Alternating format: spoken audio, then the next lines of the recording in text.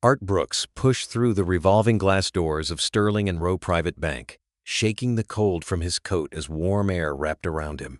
The marble floors gleamed under soft, recessed lighting, the kind designed to reassure people that their legacy was safe here.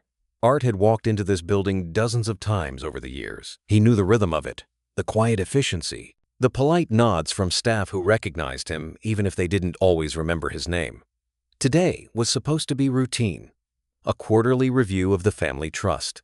Numbers, signatures, maybe a cup of coffee offered out of courtesy. Nothing more. Tom Harwell was already there, standing near the reception desk, scrolling on his phone with the casual arrogance of someone who believed the room bent slightly in his direction. Expensive coat, confident posture, the kind of man who looked comfortable spending other people's money because, in his mind, it already belonged to him. "About time," Tom said without looking up. Then, glancing toward the receptionist, he smirked and added, just loud enough to carry, "He's with me. Just family. Nobody important." The word nobody landed harder than Art expected. The receptionist's smile faltered for half a second before professionalism snapped it back into place. Art felt heat rise in his chest, sharp and unwelcome. For a brief moment, a dozen responses crowded his mind, years of experience, decades of work, sacrifices Tom would never understand. But Art said nothing. He had learned long ago that public scenes only gave small men a stage. Instead, he straightened his shoulders and nodded once, as if the comment hadn't touched him at all. Tom watched him from the corner of his eye, clearly expecting a reaction. When none came, Tom's lips curled in faint disappointment. He turned and gestured toward the corridor leading to the private meeting rooms. "Let's get this over with," he said, already walking away. They hadn't gone more than a few steps when a door ahead opened.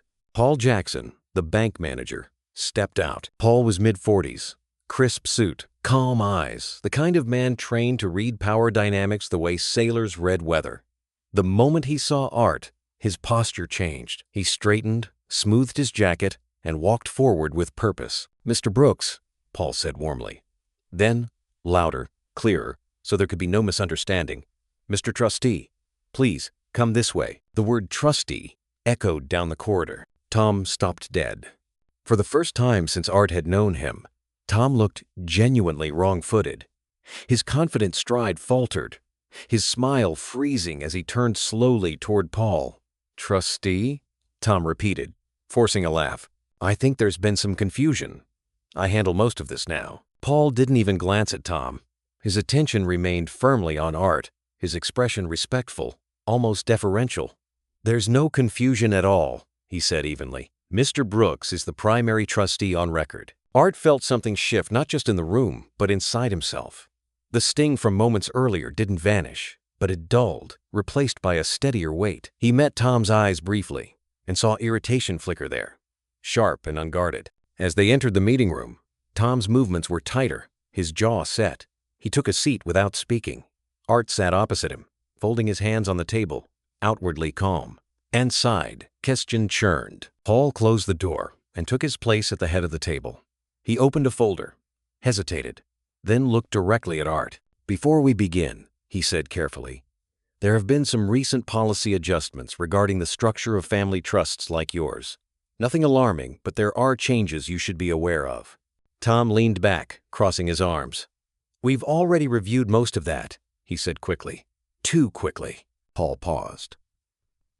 "Some aspects may not have been fully communicated," he replied, "especially where authorization and oversight are concerned." Art felt a subtle tightening in his chest. He studied Paul's face, catching the restraint there, the unspoken caution of a man choosing his words carefully. This wasn't just about policy. It couldn't be. As Paul slid a document across the table toward him, Art realized this meeting was never routine. Whatever Tom thought he controlled, whatever games had been played behind closed doors, were now brushing up against something larger. And as Art reached for the papers, a quiet, unsettling certainty settled over him. This was only the beginning. The house felt quieter than usual that evening, the kind of quiet that pressed against Art's ears instead of soothing them. He hung his coat by the door and found Lydia in the kitchen, rinsing dishes that were already clean. The window above the sink reflected the lines on her face, familiar and comforting, yet somehow distant. "At the bank today," Art began, leaning against the counter. Tom called me nobody, right there in front of the staff. Lydia didn't turn around. She sighed lightly, as if he'd mentioned traffic or a misplaced bill. Oh, Art, she said, waving a hand. You know how Tom is. He doesn't mean half the things he says. He was probably joking. Art watched the water run over her hands. It didn't sound like a joke. She shrugged. You're reading too much into it. The dismissal landed softly, but it sank deep. Art nodded, though something inside him recoiled. He had expected concern, maybe irritation on his behalf. Instead, he felt like he'd interrupted her with something trivial. As Lydia dried her hands and moved on to setting the table, Art realized he was standing alone with a feeling he couldn't quite name, something between hurt and disbelief. Over dinner, he tried again. He mentioned the way Tom had spoken, the subtle shifts at the bank, the manager's tone. Lydia listened, but her eyes kept drifting toward the television, the rhythm of her nods slightly off. When he finished, she smiled faintly. You've always been sensitive about respect, she said gently. It's just a new phase. Things change. That word change echoed in his mind long after the plates were cleared. The front door opened a short while later, bringing with it a rush of cold air and Claire's voice, bright and energetic. You will not believe the day I had, she said, dropping her bag by the stairs. They finally confirmed it. Senior partner track. Official. Lydia's face lit up instantly. Claire, that's wonderful. Art forced a smile as his daughter stepped into the room, cheeks flushed with excitement. He hugged her, proud despite the heaviness weighing on him. Congratulations, he said, and he meant it. But when Claire pulled back, she noticed his expression. What's wrong? She asked, half laughing. Don't tell me you're stressed again. Dad, this is the part where you relax. You're done carrying the world. Art hesitated. I had a meeting at the bank today. With Tom. Claire's enthusiasm dimmed just a notch. And he crossed a line, Art said carefully. And there were things discussed about the trust that… Claire shook her head, smiling as if calming a child. Dad, Tom handles all of that now. It's complicated stuff. You don't need to worry about it anymore. That's the whole point of retirement, remember? The words stung more coming from her. I'm not worried, Art said, though it wasn't entirely true. I'm involved. Claire waved him off. You were involved. You've done more than enough. Let us take some of the weight. Art looked at her, his daughter, brilliant and driven. The same child he'd once taught to ride a bike on a cracked sidewalk. He searched her face for doubt, for curiosity, for anything that suggested she might see what he was starting to see. There was nothing. Only confidence. Only trust in Tom. His frustration simmered quietly, contained but growing. He had built everything he was being asked to step away from. Not just businesses and accounts, but stability, safety. And now, it felt as though he was being edged out of his own life under the guise of love and progress. Later that night, as Lydia folded laundry beside him, she spoke softly. Maybe it wouldn't hurt to let go a little, she said. Claire and Tom are capable. You don't have to fight every change. Art stared at his hands. Let go. Step back. The phrases stacked up until they felt like a verdict. As he lay awake in the dark, listening to the familiar sounds of his home, a question crept in, slow, unwelcome, and impossible to ignore. If he wasn't needed anymore, what exactly was his place in this family now? The call from the bank came the next morning, earlier than Art expected. Paul Jackson's voice was polite, measured, but there was an undertone. Art couldn't ignore something tightened beneath the professionalism. Mr. Brooks, would you be able to come in today? Paul asked. There are a few items regarding the trust that I believe require your direct attention. Direct attention. The phrase lingered with Art long after the call ended. By the time he arrived at Sterling and Row, the building felt different. The same polished marble, the same quiet efficiency, but now it felt watchful, as if the walls themselves were holding their breath. Paul met him personally in the lobby and guided him to a smaller conference room, closing the door behind them with deliberate care. I'll get straight to it, Paul said, taking a seat across from him. He slid a folder onto the table, thicker than usual. Over the past 18 months, several reallocations have been made within the family trust. Art frowned. Reallocations? Paul opened the folder, revealing charts and transaction summaries neatly clipped together. Assets shifted, holdings restructured, Voting authority adjusted. Art leaned forward, scanning the pages. His stomach tightened. I didn't approve any of this. Paul nodded slowly. That's precisely the concern. The room seemed to shrink as Art turned page after page. Names of subsidiaries he recognized. Percentages that didn't sit right. Funds moved from long-term security into higher-risk ventures. Decisions he would never have made, not without careful discussion, not without safeguards. Who authorized this? Art asked, though he already sensed the answer. Paul hesitated, choosing his words with care. The instructions came through channels associated with Claire and her husband. The justification provided was family growth. The phrase struck Art like a slap. He sat back, a hollow feeling opening in his chest. Claire's voice echoed in his mind. You don't need to worry about it anymore. Tom's smug confidence. The way he'd spoken to bank staff, to Art himself, as if the ground had already shifted beneath his feet. He's been planning this, Art said quietly. Paul didn't argue. Mr. Harwell has been very proactive. Suddenly, everything aligned. Tom's casual dismissals, his certainty, the way he moved through conversations as though outcomes were already decided.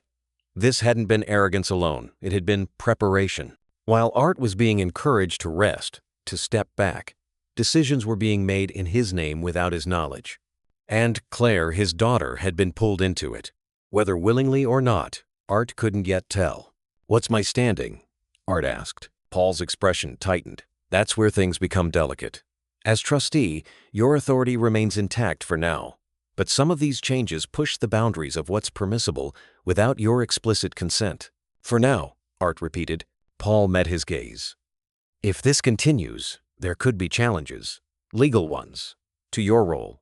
The words landed heavy. Trustee, a title Art had carried not for power, but for responsibility, for protection. It was never about control, it was about stewardship. And now, that stewardship was being quietly eroded. A deep sadness crept in, unexpected and sharp. This wasn't just about money. It was about trust, about realizing that the people closest to him had decided he was an obstacle rather than a foundation. Anger followed close behind, steady and cold. Why tell me now? Art asked. Paul exhaled slowly. Because I've seen this before. Families assume silence means consent. It rarely ends well. And because some of these moves, they concern me. Art closed the folder. His hands were steady, though his chest ached. Thank you for your honesty. Paul nodded. Whatever happens next, it's important you're informed. As Art left the bank, the winter air cut sharper than before. He paused on the steps, looking back at the glass facade reflecting a distorted version of himself. Older. Yes, but not finished. Not irrelevant. They had mistaken his quiet for surrender. By the time he reached his car, the shock had hardened into resolve. Whatever Tom thought he was taking, whatever plans had been set in motion behind closed doors, Art knew one thing with absolute clarity. This wasn't over, and he would not lose his legacy without a fight. Art waited until Claire finished her coffee before he spoke. The morning light filtered through the kitchen windows, casting long shadows across the table where she sat scrolling through her phone, relaxed, confident, untouched by the storm building inside him. I went back to the bank, Art said evenly. There are changes in the trust. Significant ones. Claire looked up, already defensive. Dad, we've talked about this. Tom and I are just restructuring things. It's smarter. Long term. You didn't have my approval, Art replied. She exhaled, irritation flashing across her face. Because every decision turns into a debate. This is for the family's best interests. You always taught me to think ahead. This is me thinking ahead. Art studied her, searching for hesitation, for doubt. There was none.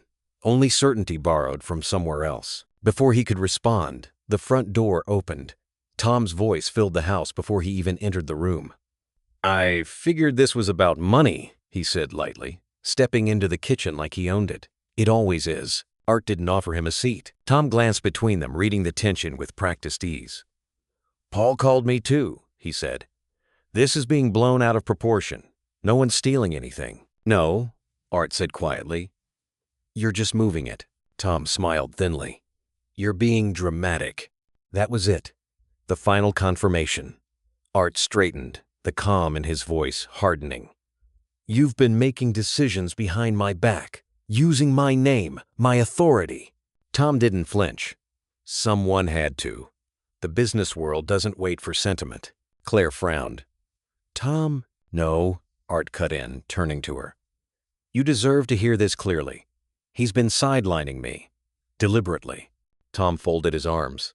"You're sidelining yourself, Art. You don't see how fast things move now. Markets change. Structures evolve. You're still playing by rules from 20 years ago." The words stung more because they were delivered calmly, without malice, as if Tom were explaining a simple truth. "You think I'm outdated," Art said. "I think you're emotional," Tom replied. "And that emotion clouds judgment." Claire nodded, reluctantly but unmistakably. "Dad, please, stop trying to control everything. Just trust us." The sentence hit harder than any insult Tom had thrown. Trust us. Art felt something fracture quietly inside him. He had trusted her with everything. And now she was asking him to step aside while pieces of his life were rearranged without his consent. "I'm not trying to control you," Art said, his voice low. "I'm trying to protect what I built." Tom leaned forward, his tone softening into something almost paternal. "And that's exactly the problem. You think it's still yours alone." Silence settled over the kitchen, thick and suffocating. Art looked at Claire one last time. "Do you know what you're signing?" he asked. "Do you understand the risks?" She hesitated just for a moment. Then Tom spoke before she could answer. "She understands enough." That was when Art knew. Whatever Claire believed she was choosing, Tom had already chosen for her. He said nothing more. He simply nodded, once, and stood up. The conversation was over, not because it was resolved, but because continuing it would only expose how alone he truly was in that room. Upstairs, in the quiet of his study, Art closed the door and sat heavily at his desk. The house felt unfamiliar now, as though the walls had shifted while he wasn't looking. He stared at the framed photos Claire as a child, Lydia smiling beside him, moments frozen from a time when trust had been uncomplicated. He replayed Tom's words, Claire's agreement, the certainty with which they dismissed him. This wasn't impatience, it was strategy. And, for the first time, Art allowed himself to accept the truth he'd been resisting. This wasn't a misunderstanding. It was manipulation. As the afternoon light faded, Art's hurt hardened into something quieter, more dangerous. He wasn't ready to confront them again, not yet, but he would watch, he would listen, he would learn, because if Tom was rewriting the rules, Art would make sure he understood one thing. The game wasn't over. Art didn't tell anyone when he made the call. It happened late one night, long after Lydia had gone to bed, long after the house had settled into its familiar creaks and sighs. He sat alone in his study, the desk lamp casting a tight circle of light as rain tapped softly against the window. The name he dialed came from an old contact, someone who had once helped a business partner uncover fraud without alerting the wrong people. "I need the truth," Art said quietly when the line connected.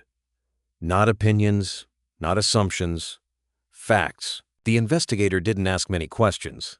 Men like that rarely did. The days that followed stretched thin. Art moved through them with a practiced calm, attending dinners, answering calls, listening more than he spoke. But inside, something restless churned. Each time Tom smiled too easily. Each time Claire defended a decision she couldn't fully explain. Art felt the pull of an answer he wasn't sure he was ready to face. The report arrived in pieces. First a call, then an encrypted email, then, finally, a thick envelope delivered by hand. Art opened it alone. Bank statements, shell companies, transaction trails that bent and curved just enough to avoid casual scrutiny but not enough to disappear. Funds siphoned quietly from the family business, routed through subsidiaries, and re-emerging in ventures that bore Tom's signature ambition. Real estate projects, tech startups, risks Art had never approved and never would have. It wasn't sloppy. It was deliberate. Art closed his eyes, the weight of it settling deep in his chest. This wasn't mismanagement. This wasn't enthusiasm gone too far. It was theft, dressed up as vision. He asked Tom and Claire to come over that evening. They arrived together. Tom relaxed, almost amused. Claire looked uneasy, sensing the gravity in her father's voice over the phone. Art laid the documents out on the dining table without preamble. "Explain this," he said. Tom glanced down, barely flicking through the pages before leaning back in his chair. His expression didn't change. No shock, no denial. "Yes," Tom said calmly. "I moved the money." Claire's breath caught. "Tom?" "They were necessary risks," Tom continued evenly. "Opportunities like that don't wait for committee meetings." Art felt something go cold inside him. "You used family funds without consent." Tom shrugged. "I used idle capital. I multiplied it." "You gambled with our future," Art shot back. Claire stood, staring at the papers. "You told me everything was transparent." Tom turned to her, his voice smooth. "It is. He's framing it like theft because he doesn't understand scale." Art watched his daughter struggle, shock etched across her face, but hesitation too. She looked from the evidence to Tom, searching for reassurance, and Tom gave it to her with a practiced hand on her arm. "Dad," Claire said slowly, This is serious. But maybe there's more context." The words hurt more than the evidence ever could. Tom leaned forward, irritation finally surfacing. "Dragging this out is damaging the family's progress. You're creating instability where there doesn't need to be any." Art stared at him. "You don't get to redefine betrayal as progress." Silence followed. Thick, unforgiving. Claire didn't speak. She didn't defend Art either. That was when Art felt it, the final crack. The quiet realization that Tom's influence had already done its work. Claire wasn't blind. She was conflicted. And in that conflict, Tom had the advantage. Art gathered the papers slowly. His hands didn't shake. "This ends now," he said. "One way or another." Tom smiled faintly. "Be careful," he warned. "Going to war with me won't just hurt me." Art met his gaze, steady and unyielding. "I'm already hurt." After they left, Art stood alone in the dining room, the echoes of their footsteps fading down the hall. The house felt emptier than it ever had, but his resolve had never been clearer. He had given trust freely. He would not give it again. By the time he turned off the lights, his decision was made. This wasn't just a family matter anymore. It was legal. It was strategic. And it was necessary. Tom had crossed a line, and Art was done staying silent. The law office smelled faintly of old paper and polished wood, a scent Art associated with contracts signed and battles settled behind closed doors. He sat across from his attorney, Michael Reeves, a man he'd trusted for years, measured, deliberate, rarely emotional. Michael flipped through the documents Art had brought, his brow furrowing deeper with every page. "This is serious," he said finally. "There's enough here to argue fraud, manipulation, at the very least." Art nodded. He'd expected that. "So we file." Michael held up a hand. "Not yet. If we move too fast, it becomes a public spectacle. Family cases like this, they leave scars, especially when children are involved." "Tom isn't a child," Art replied quietly. "No," Michael agreed. "But your daughter is caught in the middle. We have to be strategic, careful." Art leaned back, staring at the ceiling for a moment. He understood caution. He'd built his life on it. But some lines, once crossed, couldn't be tiptoed around. "This isn't going to disappear," he said. "He won't stop unless he's forced to." Michael studied him. "Then you need to be prepared for how far this could go." Art didn't hesitate. "I am." Across town, Tom was spinning a different version of events. "It's all about control," he told Claire that evening, his tone weary, almost hurt. "Your father can't stand not being in charge. This is his way of pulling us back under him." Claire sat on the edge of the couch, arms folded tightly. "He showed me documents, Tom." "And did you understand them?" Tom asked gently. "Or did they just look bad because he wanted them to?" The question lingered uncomfortably. Claire looked away. She wanted certainty. She wanted the world to feel solid again. But every explanation seemed to tilt the ground beneath her just a little more. "He's threatening legal action," she said. Tom scoffed. "Let him. Courts don't reward emotional reactions. They reward results." But even as he spoke, Claire felt something shift. Doubt, small but insistent. She remembered the confidence with which Tom had admitted to moving the money. The ease. The lack of apology. For the first time, she wondered who, exactly, he had become. Back at home, Art sat alone in his study. The same room where he'd once planned expansions and celebrated milestones. Now, it felt like a war room. He replayed conversations, measured words, imagined outcomes. This fight wasn't about reclaiming funds alone. It was about reclaiming dignity, about refusing to be erased from the story of his own life. Lydia stood in the doorway, arms wrapped around herself. "Do you really want to do this?" she asked softly. Art turned to her. "I don't see another choice." She sighed, eyes heavy with worry. "I just want our family back." "So do I," Art said. "But pretending nothing's wrong won't get us there." She nodded, but said nothing more. Her silence was its own answer.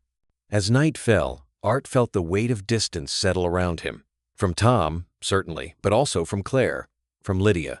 The lines had been drawn, whether anyone wanted them or not. He knew what was coming would be brutal. Exposing Tom meant exposing wounds the family had tried to ignore.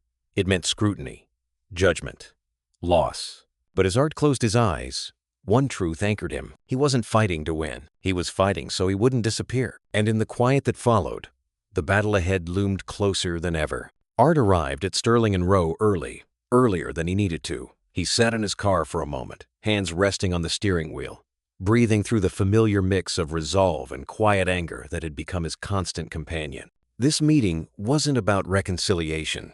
It was about clarity, about drawing a line that could no longer be blurred. Tom and Claire arrived together, their reflection briefly crossing the glass facade as they entered the building. Tom looked relaxed, confident in the way men do when they believe the outcome has already been decided. Claire walked a half step behind him, her expression guarded, eyes tired. Inside, the bank felt hushed, expectant. Paul Jackson appeared from the corridor almost immediately. He didn't glance at Tom first. He didn't acknowledge the tension in the air. Instead, he walked directly to Art and extended his hand. "Good morning, Mr. Trustee," Paul said clearly. "Please come this way." The title hung in the space between them. Tom's smile faltered, just slightly, but enough. He straightened, adjusting his jacket as if regaining balance. "Let's not be theatrical," he muttered. The meeting room door closed behind them with a soft, final click. They took their seats. Paul remained standing for a moment longer than necessary, deliberately anchoring the room's attention on Art before sitting down. Art didn't waste time. "The trust is still under my authority," he said calmly, his voice steady. "And that authority has been abused." Tom leaned back, arms crossed. "Here we go." Art slid a folder across the table, thicker than the last one Tom had seen. "These are transaction records, shell entities, and unauthorized reallocations.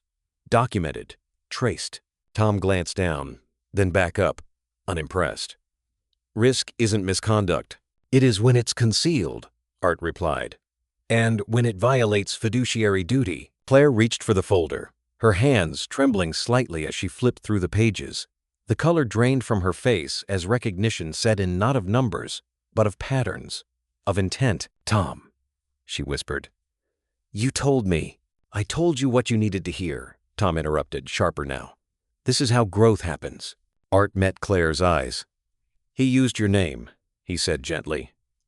"Without your full knowledge." The room went still. Claire looked at Tom, really looked at him, as if seeing the man behind the charm for the first time. "Is that true?" Tom hesitated, just a fraction of a second, but it was enough. Art leaned forward.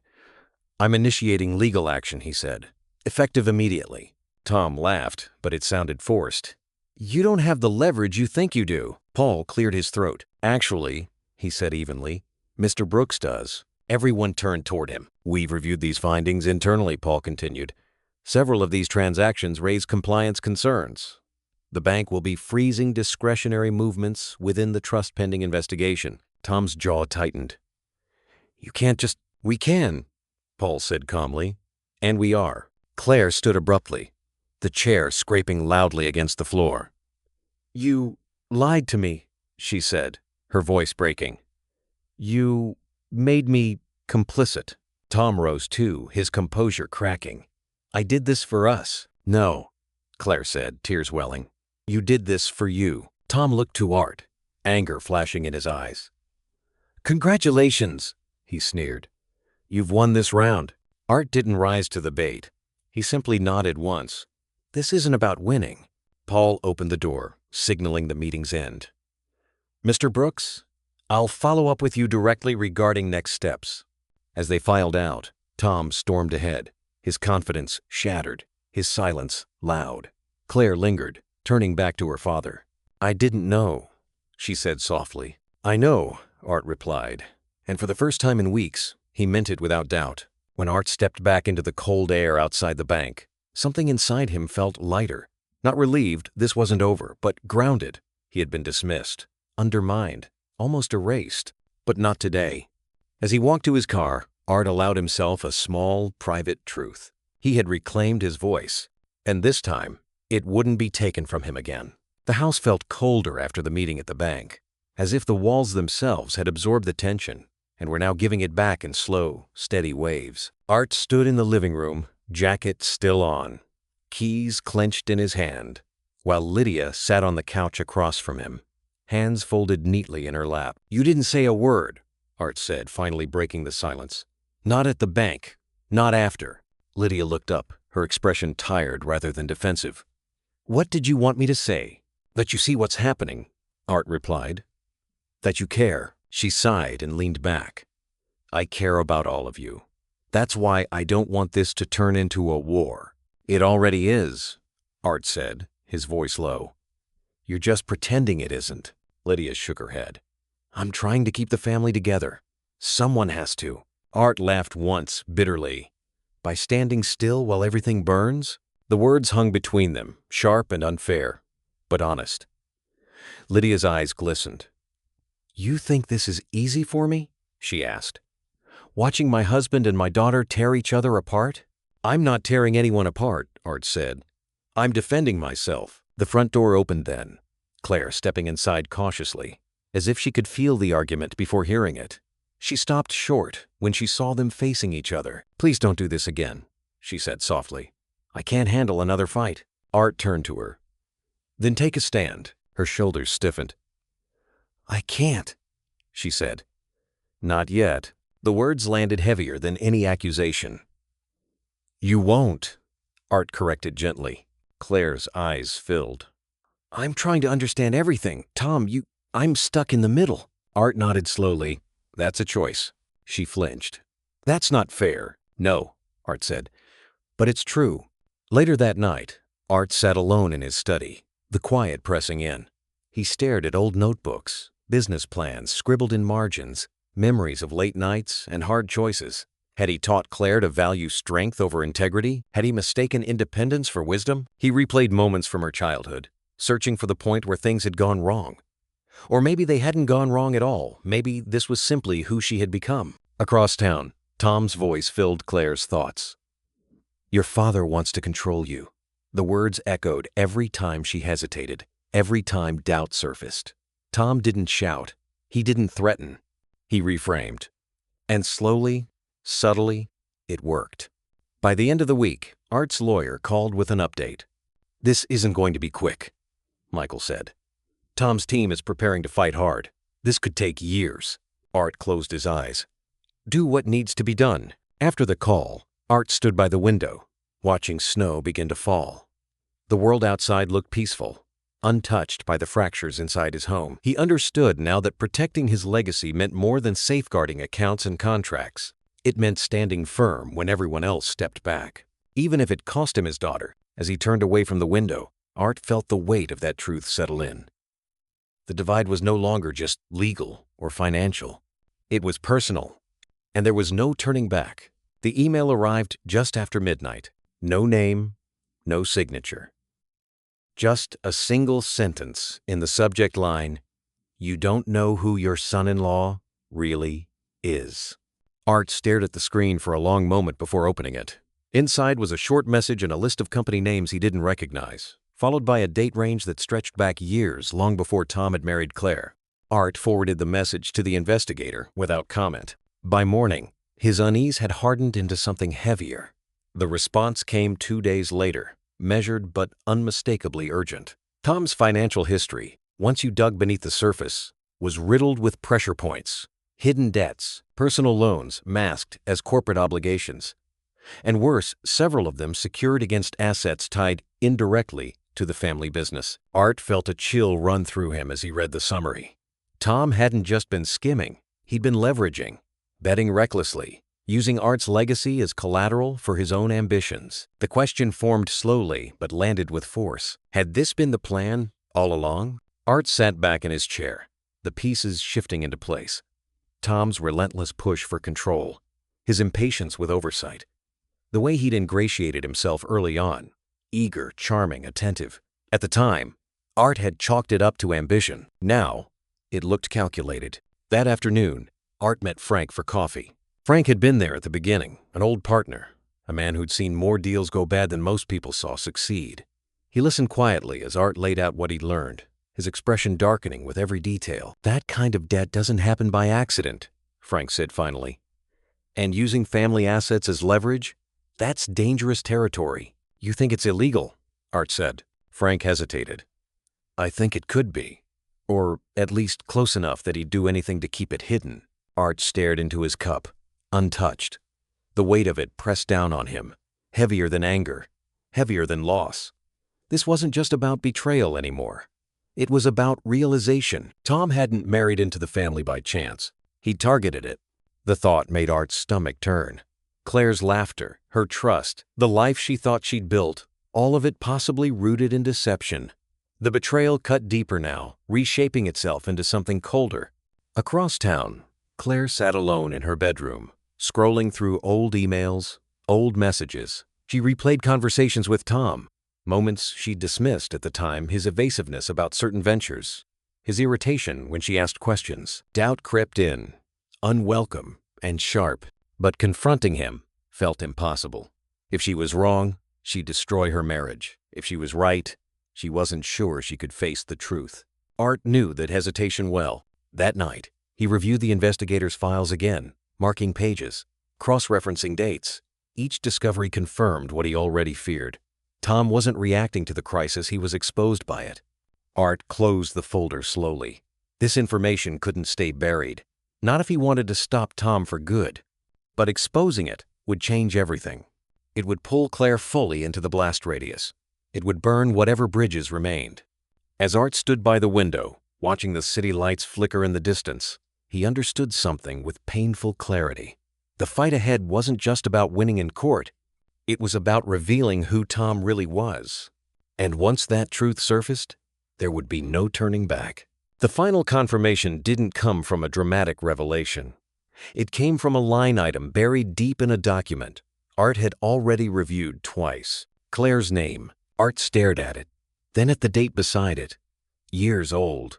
Older than the recent turmoil. His chest tightened as the investigator's explanation echoed in his mind. Authorizations filed digitally, signatures replicated, approvals routed through accounts Claire technically had access to but had never actively managed. Tom hadn't just siphoned money from the trust. He'd been hiding behind Claire's identity while doing it. Art felt something hollow out inside him, a deep, aching grief that went beyond anger. This wasn't a recent betrayal born of desperation. It was systematic, long-term, planned. He asked Claire to come over that evening. Alone. She arrived tense, already bracing for another argument. Art waited until she sat down at the dining table before sliding the folder toward her. "Read it," he said quietly. Claire flipped through the pages at first with practiced confidence. Then her movement slowed. Her brow furrowed.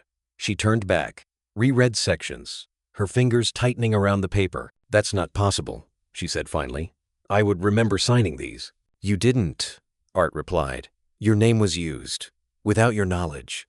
She shook her head hard. "No, Tom wouldn't do that. He wouldn't." The door opened behind her. Tom stepped in, having let himself into the house as he always had. He took in the scene in a single glance and smiled thinly. "I was wondering when this would come up." Claire stood. "What does that mean?" Tom moved closer, his voice calm, practiced. "Your father is spiraling. He's connecting dots that don't belong together." Art rose slowly. "You forged documents." Tom shrugged. "I streamlined processes. Everything I did was for the family." "For me?" Claire asked, her voice shaking. "Or for you?" Tom turned to her, softening instantly. "You know how the system works. Sometimes names are formalities." Claire stepped back as if struck. "You used me?" Silence fell, heavy and unforgiving. Art watched his daughter's face change shock, giving way to pain to doubt. This was the moment he dreaded. Not the exposure of Tom, but the fracture it caused in her. "I can't do this," Claire whispered. "I don't know who I'm married to." Tom's tone sharpened. "Don't let him poison you against me." That was when Art made his decision. "I'm done protecting you," he said to Tom. "This goes public. Court filings, investigations, everything." Tom's composure finally cracked. "If you do that," he snapped, "you'll destroy her. Her career, her reputation. Every headline will carry her name." Claire turned to Art, eyes wide. "Dad?" The threat hung in the air, cruel and precise. Tom knew exactly where to strike. Art felt the weight of it crush down on him. The choice he'd been avoiding, silence to spare his daughter or truth at the cost of everything. He looked at Claire, really looked at her, and saw the cost of lies already etched into her expression. "I won't let him keep using you," Art said softly. "Even if it hurts." Tom laughed bitterly. "Then you're no better than me." Art met his gaze without flinching. "I'm not stealing from my own family." The room felt too small, the air too thin. Claire sank into a chair, hands covering her face, the life she thought she knew collapsing around her. As Tom stormed out, slamming the door behind him, Art remained standing. He felt stripped bare of illusions, of peace, of the hope that this could end quietly. But beneath the grief, beneath the fear, something unshakable took hold. This was the breaking point. And whatever it cost him next, Art knew one thing with absolute certainty. He would not back down now. The story broke on a Tuesday morning. By noon, Art's phone was vibrating non-stop calls he didn't answer, messages he didn't read, notifications stacking faster than he could dismiss them. Headlines blurred together on the television screen in his study. Family trust war explodes. Power struggle between father-in-law and rising executive. Greed or justice? Inside the Brooks feud. At first, the coverage favored him. Tom's financial maneuvers were framed as reckless, predatory. Art was painted as the wronged patriarch, pushed aside by ambition and betrayal. Old photos surfaced him at company openings, shaking hands, smiling beside employees who now spoke on camera about his integrity. But public sympathy was fickle. Within days, the narrative shifted. Commentators questioned why a family dispute had been allowed to spill into court. Social media dissected every detail, every old interview, every decision Art had ever made. He wasn't just a victim anymore. He was a man accused of tearing his own family apart. Claire felt the pressure immediately. At work, conversations stopped when she entered the room. Colleagues who once admired her now watched her carefully, as if waiting for her to choose a side publicly. Friends texted cautiously, their messages filled with concern but edged with curiosity. Reporters waited outside her building. "Is your father doing this out of spite? Do you support your husband? Were you aware of the financial misconduct?" Claire stopped answering her phone. At night, she replayed everything: Tom's words, her father's warnings, the documents she wished she'd understood sooner. Every choice felt like a betrayal of someone she loved. Silence protected no one. Speaking would destroy someone. Art watched her unravel from a distance he didn't know how to cross. And then the backlash reached him fully. Former partners distanced themselves. Board invitations quietly disappeared. Comment sections filled with venom, accusing him of greed, ego, control. The same discipline that had built his reputation now made him look cold, calculating. Why couldn't he let go? Why ruin his daughter's life? The question echoed louder than any defense. Tom seized the moment. His interviews were polished, controlled. He spoke of respect, of generational conflict, of an older man unable to accept change. He framed himself as the target of an obsessive father-in-law who couldn't bear losing relevance. "I loved that family," Tom said on one segment, voice steady. "I still do. This isn't about money.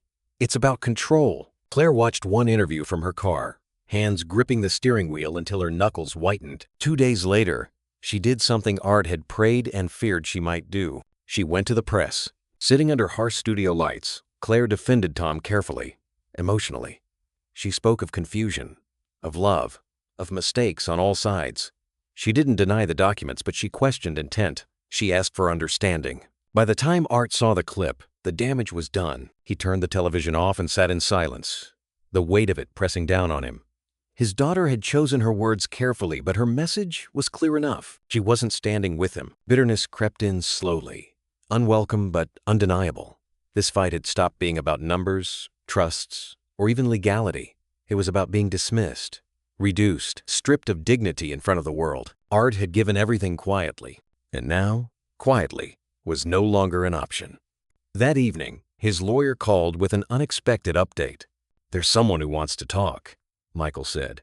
"A competitor, long-standing rivalry. He thinks this should be fought openly in court and in the public eye." Art closed his eyes. "He wants blood. He wants truth," Michael replied. "And he thinks you've been playing defense too long." Art looked out the window at the city lights, thinking of everything already lost and everything still at stake. For the first time since the story broke, a dangerous clarity settled in. If this war was going to be public, then he would stop hiding, and the next move would change everything. The call came just after sunrise. Art listened in silence as Michael laid it out, each sentence tightening like a wire around his chest. Tom had begun liquidating assets tied to the family business properties sold quietly, stakes transferred, long-term holdings converted into fast-moving capital. "He's burning the furniture to heat the house," Michael said grimly, "and every sale makes it harder to reverse." Art closed his eyes. This wasn't panic, it was strategy. Tom was cashing out before the doors slammed shut. Across town, Claire stood in the doorway of their bedroom, her phone still in her hand. She'd seen the alerts too, emails she hadn't been copied on, transactions she didn't recognize. "What are you doing?" she asked, trying to keep her voice steady. Tom didn't look up from his laptop. "Protecting us. You're selling family assets," she said. "Without telling anyone. Without telling me." He sighed, finally turning toward her. "You're overreacting. These are temporary moves." "That's not what Dad's lawyer says." Tom's expression hardened. "Of course not. They want you scared." Claire took a step back. "Are you hiding something?" Tom smiled, but it didn't reach his eyes. "You've been under a lot of stress. You're letting him get into your head." The words hit her like cold water.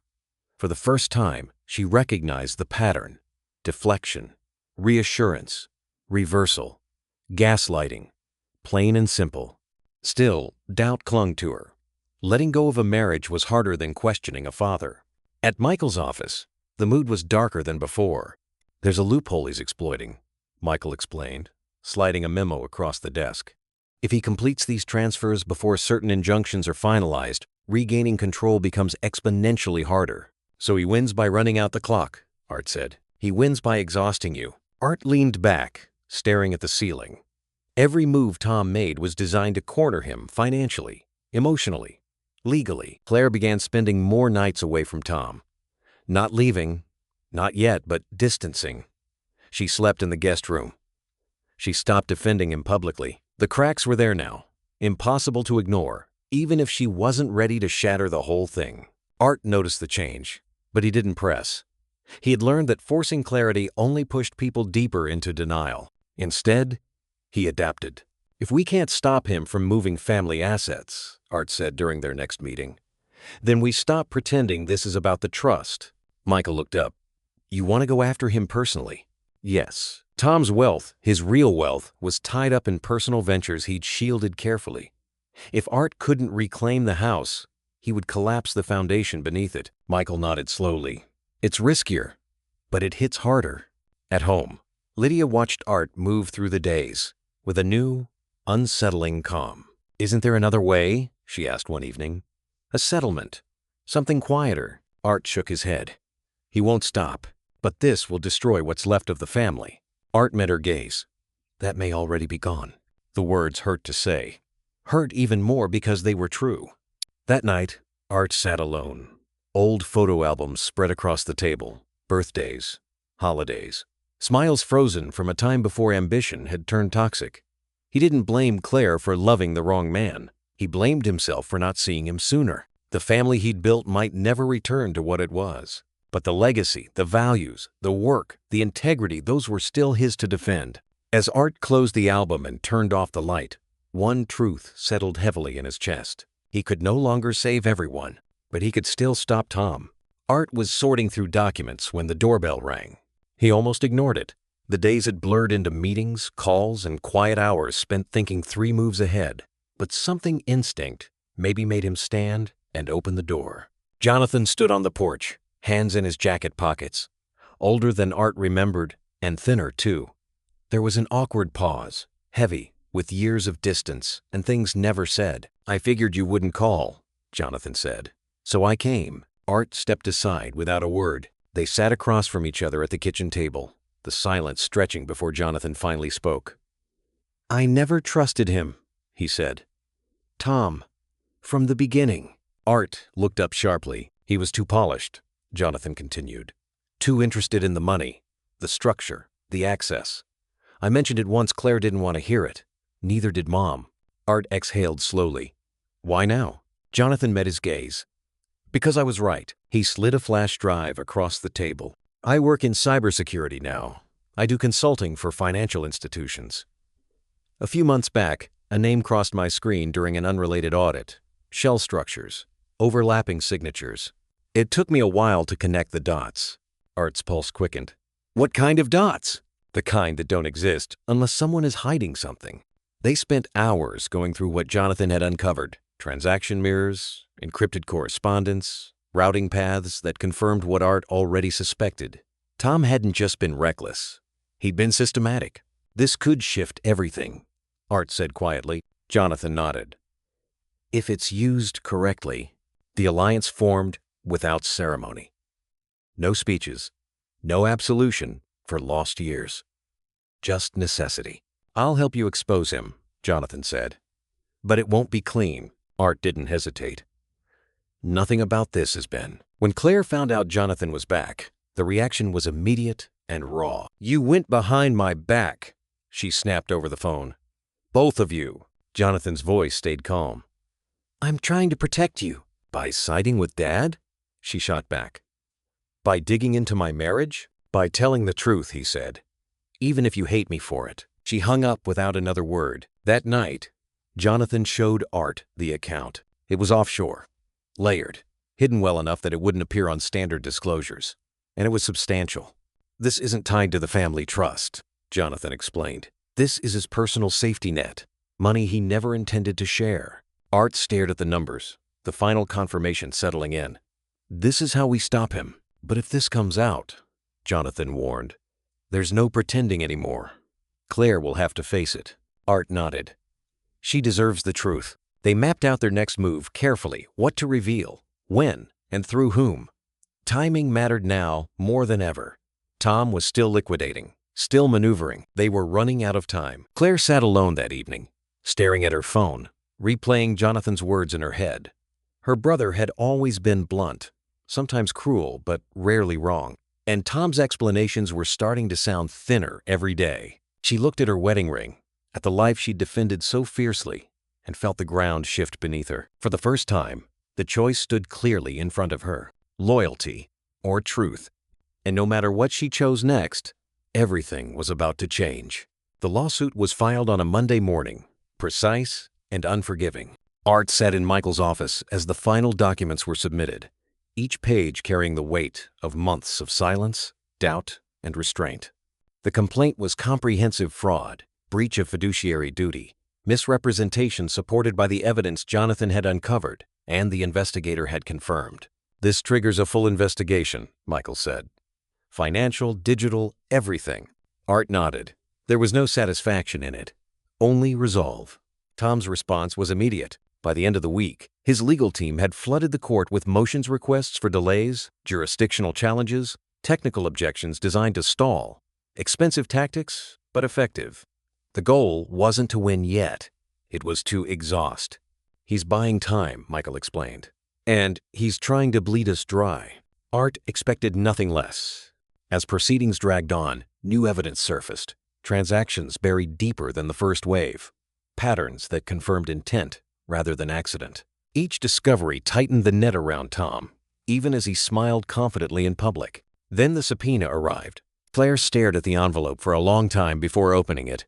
Her hands shook as she read her name printed in stark black letters. "Witness. Required. No avoiding it now." That night, Tom's voice filled the apartment, low and insistent.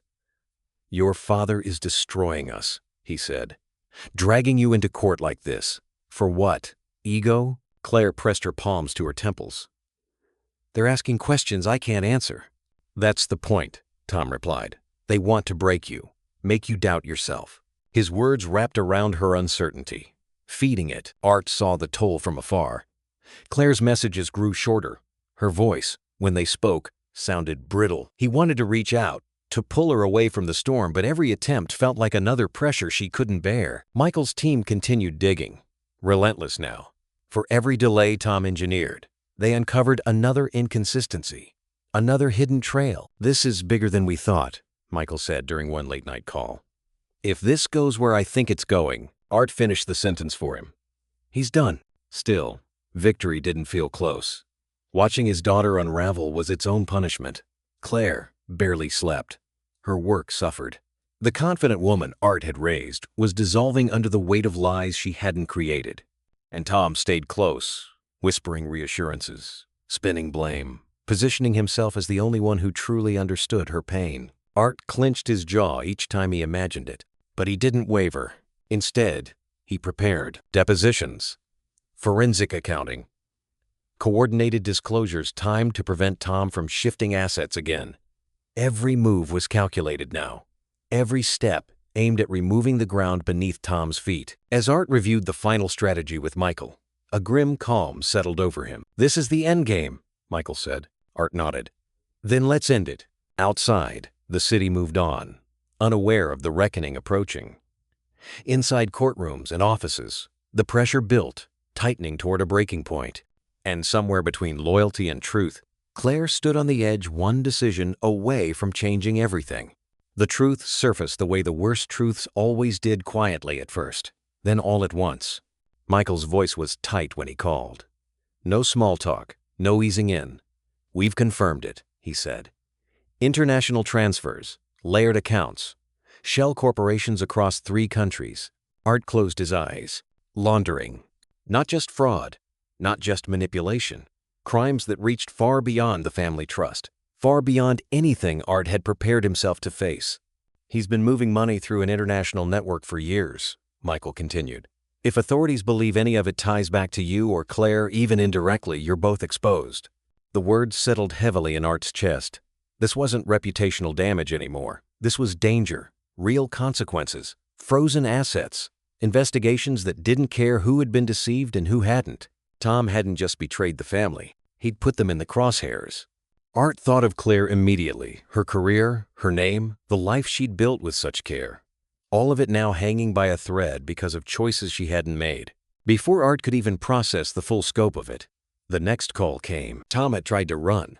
Authorities intercepted him at the airport, hours before an international flight. No dramatic chase, no last-minute goodbye. Just a quiet detention at the gate, handcuffs replacing the confidence he'd worn like armor for years. Claire heard the news from a reporter. She stood frozen in her apartment, phone buzzing nonstop, the words echoing in her head. Money laundering, international charges, detainment pending investigation. She drove to the holding facility without thinking. When they brought Tom in, he looked smaller somehow. Not frightened, annoyed, cornered. You did this, Claire said, her voice breaking. All of it, Tom scoffed. You're being dramatic. She stared at him, tears streaming now. You destroyed everything. My father, my career, our family. Tom leaned back in his chair, eyes cold. I did what I had to do. No apology, no remorse. That was the moment Claire finally understood. Not just what he'd done, but who he was. Across town, Art received the confirmation he'd been bracing for. Arrest, charges forthcoming, international cooperation. There would be no more delays now, no more smoke screens. When Claire arrived at his house hours later, she collapsed into his arms like she'd been holding herself together on borrowed strength. I'm sorry, she sobbed. I should have listened. I didn't want to believe it. Art held her tightly, the grief and relief colliding in his chest. You were manipulated, he said softly. That's not your fault. For the first time in months, she let herself believe him. In the days that followed, everything moved fast. Statements, protections, damage control. But inside Art, something finally went still. He saw Tom clearly now. Not as a son-in-law, not even as an enemy, but as a man hollowed out by greed, willing to sacrifice anyone who stood between him and power. That clarity brought something close to peace. Standing alone in his study one evening, Art looked at the walls lined with memories, photos, awards, quiet reminders of a life built carefully and honestly. The legacy Tom had tried to steal wasn't just financial, it was moral. And that was something Tom could never touch. Art straightened, resolve settling deep in his bones. The family would never be the same. Healing would take years. Trust might never fully return. But the danger had passed. And now, with the truth exposed and control finally back in his hands, Art knew what came next. Not revenge. Rebuilding. And this time, it would be done on his terms. The courtroom was silent in the way. Only final moments ever were. Art sat beside Claire, hands folded, shoulders squared. The months leading to this day had been loud arguments, headlines, motions, and fear, but now there was nothing left to say. Only judgment. Tom stood at the defense table, stripped of the polish that once defined him. No tailored confidence, no controlling smile, just a man exposed by his own ambition, staring straight ahead as if refusal to look back could undo what had already happened. The judge's voice carried evenly through the room as the sentence was read. Fraud, money laundering, conspiracy. Each word landed like a stone, final and unmoving. Years were named, assets seized, authority dissolved. Claire closed her eyes. When it was her turn to testify, she stood slowly, gripping the edge of the podium. Her voice trembled at first, then steadied as she spoke, not about numbers or documents, but about trust. I didn't just lose my marriage, she said. I lost my sense of reality. I questioned my father. I questioned myself. And for a long time, I didn't know which hurt more. She glanced briefly at Tom. He didn't look back. I carry responsibility for not seeing the truth sooner, she continued. But I also know now how deeply manipulation can run when it's wrapped in love. The room remained still. Art followed her, walking to the podium with a heaviness he didn't try to hide. He spoke plainly. This wasn't about control, he said. It was about stewardship, about protecting something meant to outlive us. I failed to protect my family from someone I trusted, but I won't fail again. His voice tightened for just a moment. This ends here. When the gavel finally struck, Tom was escorted away. The click of handcuffs echoed through the courtroom, sharp and unmistakable. His empire, built on shortcuts and secrecy, collapsed in a single, quiet procession down the aisle. Art didn't watch him go. Instead, he turned to Claire. Outside the courthouse, they stood together beneath a gray sky, the city moving on around them as if nothing monumental had just happened. Claire exhaled shakily, the tension draining from her shoulders. I don't know how to be okay yet, she said. You don't have to, Art replied. Not today. They stood in silence, side by side, not healed, but no longer divided. Weeks later, in the quiet of the office that once felt like a battlefield, Art made his final decision. He called Claire in and handed her a folder carefully prepared, deliberately chosen. I want you to take over, he said. She stared at him. Are you sure? I've never been more sure of anything, Art said. You've seen what power can do when it's abused. That makes you the right person to hold it. Tears filled her eyes, not of grief this time, but resolve. The family would never return to what it had been. Too much had been broken, too much revealed. But as Art locked up the office that evening, watching Claire walk ahead with steady steps, he felt something unfamiliar but welcome take root. Not closure, but continuity. The reckoning had ended. The rebuilding had begun. The first morning Art returned to the office felt different. No triumphant, not heavy, just quiet. Claire was already there when he arrived, standing near the window with a stack of reports in her arms. She looked up, a little unsure, then smiled. It was tentative, but real. Good morning, she said. They worked side by side without ceremony. No speeches, no reminders of what had been lost. Just numbers, plans, and long conversations about what the company should become now that the damage had been exposed. Art watched Claire listen, truly listen to department heads, to employees who had stayed when leaving would have been easier. She asked questions he hadn't expected. She paused when she didn't know the answer. And when she made decisions, she explained them. Integrity Art realized, wasn't loud. It was consistent.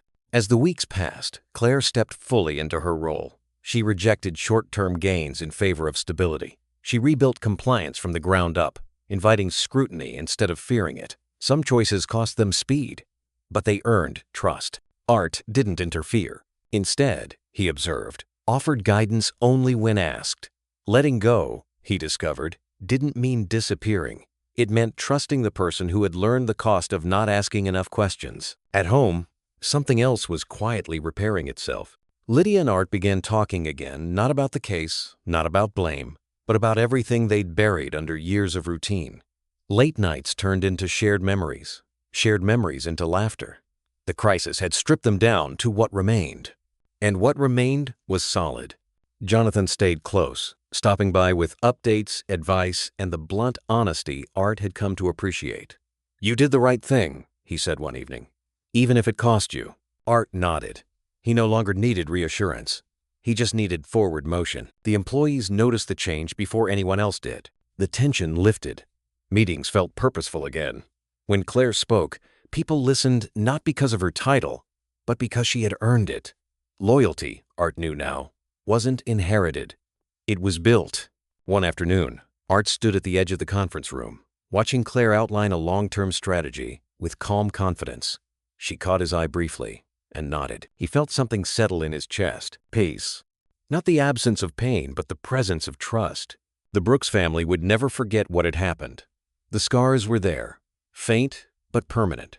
But scars meant survival. As Art locked the office that night, he looked back once more at the name on the door, Brooks Enterprises.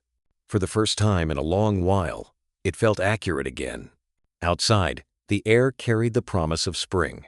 Art walked to his car slowly, knowing the future wasn't guaranteed, but it was possible. And for the first time since everything fell apart, that was enough. Art sat alone in his study, the same room where so many hard decisions had been made, and realized how different his thoughts were now. For most of his life, legacy had meant numbers, growth charts, balance sheets, expansion plans, proof that his sacrifices had mattered. But after everything that had been stripped away and rebuilt, wealth no longer sat at the center of that vision. What remained was simpler, harder, more permanent. Integrity. Down the hall, voices drifted in from the kitchen. Claire and Jonathan were arguing not sharply, but passionately about a proposal she was leading. Art listened for a moment, then smiled to himself. They sounded like partners, like family. The project Claire had taken on wasn't flashy. It wasn't designed to impress investors or dominate headlines. It focused on transparency, ethical partnerships, and long-term accountability. A cultural reset, she called it. One that forced the company to measure success by more than profit. Some board members resisted. Claire didn't raise her voice. She explained. She listened. And when compromise threatened the core values she'd outlined, she refused it. Art watched quietly, saying nothing. Later that evening, he and Lydia sat together on the back porch, the air cool and still. For a long time, neither spoke. "I didn't think we'd make it through this," Lydia admitted softly. Art nodded. "Neither did I." She reached for his hand. "But we did." The moment was small, almost fragile, but it carried the weight of everything they'd survived. The silences, the mistakes, the decision to stay. Inside the house, the family gathered more often now. Meals stretched longer. Conversations deepened. Trust wasn't restored overnight, but it was rebuilt, piece by piece, through honesty instead of avoidance. Claire found her footing in those moments, not as someone seeking approval, but as a woman finally confident in her own judgment. Jonathan challenged her when necessary, supported her when it mattered. Together, they felt balanced. Art saw the change clearly. Pride settled in his chest, not the sharp kind that demanded recognition, but the quiet kind that came from knowing something you'd protected was finally strong enough to stand on its own. One afternoon, as they walked through the office together, Claire paused by a wall that had once displayed nothing but awards. She replaced one with a simple plaque outlining the company's principles. "This matters," she said. Art nodded. "More than anything else." As the seasons shifted, the Brooks family moved forward together, not untouched by what had happened, but no longer defined by it. Challenges still loomed. Trust, once broken, required constant care. But Art no longer feared that, because legacy, he understood now, wasn't what you controlled, it was what you taught others to protect. As they stood together in the fading light, Art felt ready for whatever came next. The conference room erupted in quiet applause as Claire closed her laptop. The project was finished, not just approved or announced, but completed, audited, documented, and launched without shortcuts. It wasn't the kind of milestone that made headlines, but it was the kind that lasted. Art stood at the back of the room, hands in his pockets, watching his daughter accept congratulations with composed confidence. No grand gestures, no self-congratulation, just steady acknowledgement of a team effort. When their eyes met, Claire smiled. That evening, the family gathered at home for dinner.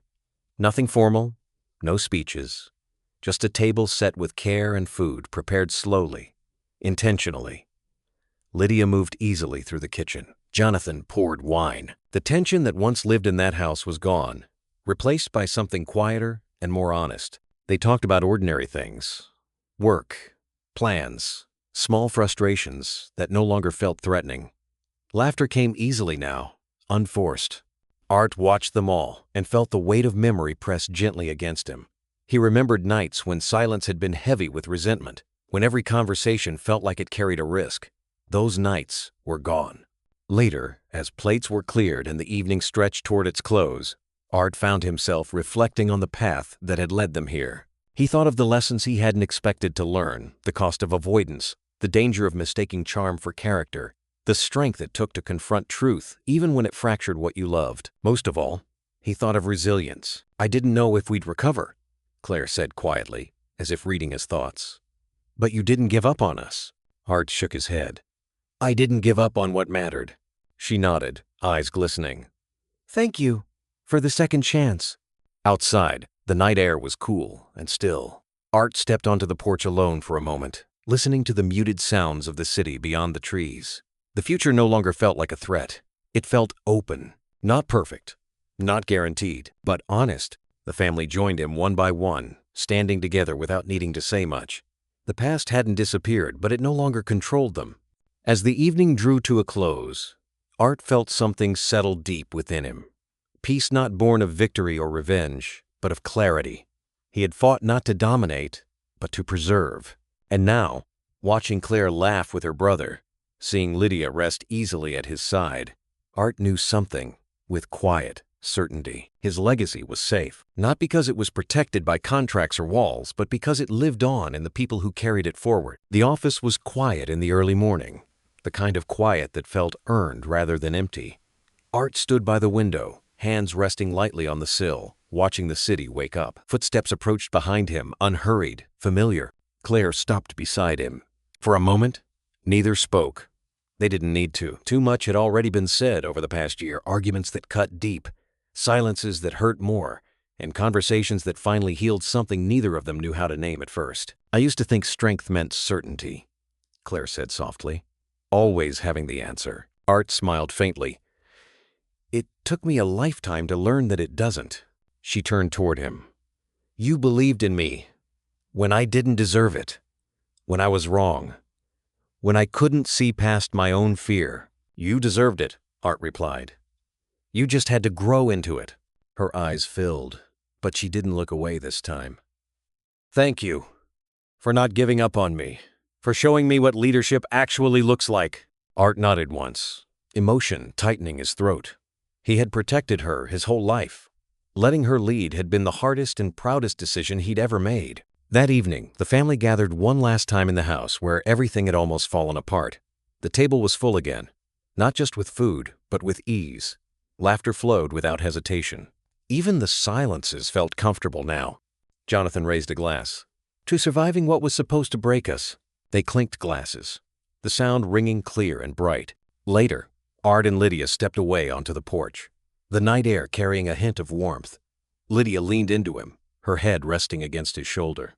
"We made it," she said quietly. Art exhaled. "We did." They talked about travel, about mornings without schedules, about watching the company grow from a distance instead of the center.